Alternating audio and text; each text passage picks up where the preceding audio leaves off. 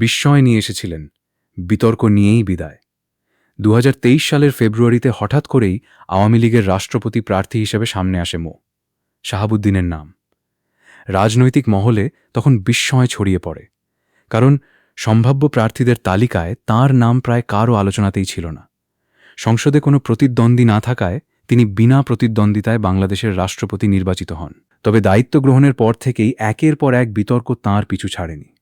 দুর্নীতি দমন কমিশনের কমিশনার হিসেবে দায়িত্ব পালনকালে পদ্মা সেতু দুর্নীতি তদন্ত এবং বেসিক ব্যাংক ঋণ কেলেঙ্কারি নিয়ে তাঁর ভূমিকা নিয়ে প্রশ্ন ওঠে। পরবর্তীতে এস আলম গ্রুপের নিয়ন্ত্রণাধীন ইসলামী ব্যাংক ও এনআরবি গ্লোবাল ব্যাংকের সঙ্গে সম্পৃক্ত থাকায় সমালোচনা আরও তীব্র হয়।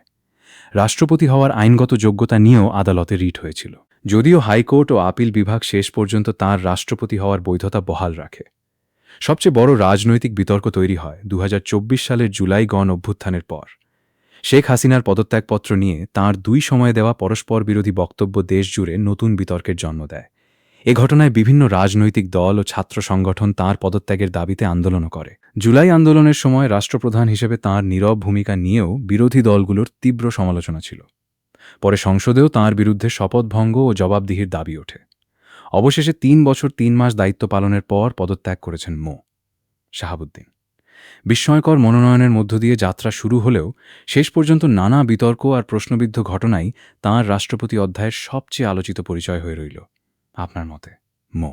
শাহাবুদ্দিনের রাষ্ট্রপতি হিসেবে সবচেয়ে বিতর্কিত অধ্যায় কোনটি? মন্তব্যে আপনার মতামত জানান।